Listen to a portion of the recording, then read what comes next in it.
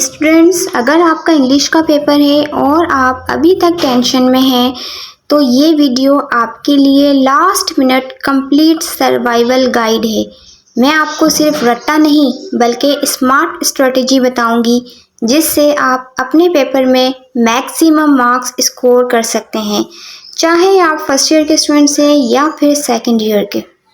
सबसे पहले आपको पेपर का स्ट्रक्चर समझना ज़रूरी है। इंग्लिश पेपर जनरली 5 पार्ट में होता है। MCQs, objective section, grammar based questions, synonyms, antonyms, preposition, articles, tenses identification, comprehension based MCQs. तो स्टूडेंट्स, आज की इस वीडियो में एमसीक्यूज कैसे अटेम्प्ट करने हैं सिर्फ और सिर्फ इस पर बात करेंगे। स्टूडेंट्स, सिर्फ 15 एमसीक्यूज आपका ग्रेड डिसाइड कर सकते हैं, इसलिए ध्यान से इस वीडियो को पूरा देखें। एग्जाम में एमसीक्यूज ही वो पार्ट होते हैं जहां स्टूडेंट सबसे ज़्यादा मार्क्स लॉस करते हैं या फिर स्कोर करते हैं। एमसीक्यूज एक्चुअली पेपर का सबसे इजी और स्कोरिंग पार्ट होता है अगर स्ट्रेटेजी सही इस्तेमाल की गई हो। पहले इजी एमसीक्यूज सॉल्व करें, ग्रामर एमसीक्यूज को लास्ट के लिए छोड़ दें क्योंकि उसके अंदर जो है वो ट्रिक्स इस्तेमाल होती हैं और वो आपने जो है वो उसके अंदर बहुत ज़्यादा फार्मूलाज वगैरह याद किए होते हैं, रूल्स सीखे होते हैं, कोई रट्टाफिकेशन सिस्टम तो उसके अंदर होता नहीं है, तो आपने ये दिमाग लगा के सॉल्व करने होते हैं। तो जो ग्रामर के एमसीक्यूज हैं उन्हें आप लास्ट के लिए छोड़ दें और एलिमिनेशन मेथड यूज़ करें। अगर 2 ऑप्शन सेम लग रहे हो तो कॉन्टेक्स्ट चेक करें।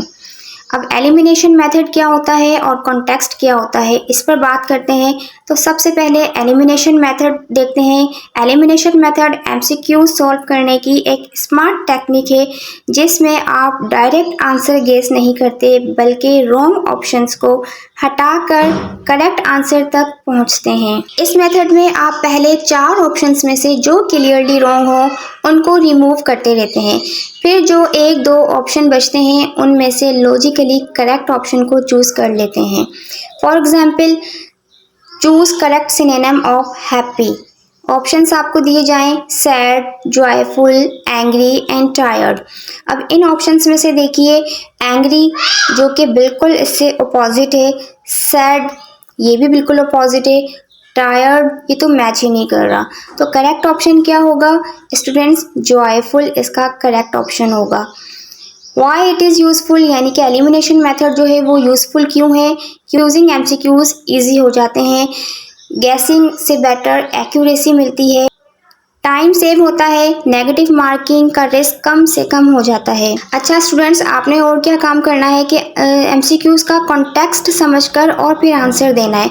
सिर्फ वर्ड पर डिपेंड मत करें, ठीक है? सिर्फ वर्ड पे डिपेंड नहीं करना, आपने पूरा सेंटेंस रीड करना है। फॉर एग्जाम्पल, कॉन्टेक्स्ट होता क्या है मैं आपको बताती हूँ। आपको एक एग्जाम्पल दी गई है, she was very upset after the result.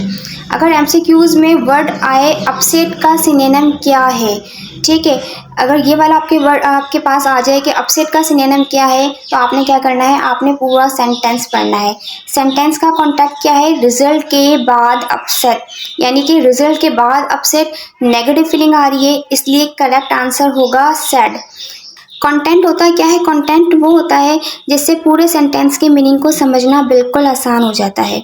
तो स्टूडेंट्स, इंग्लिश का पेपर डिफ़िकल्ट नहीं होता बल्कि बस स्मार्ट अप्रोच चाहिए होती है।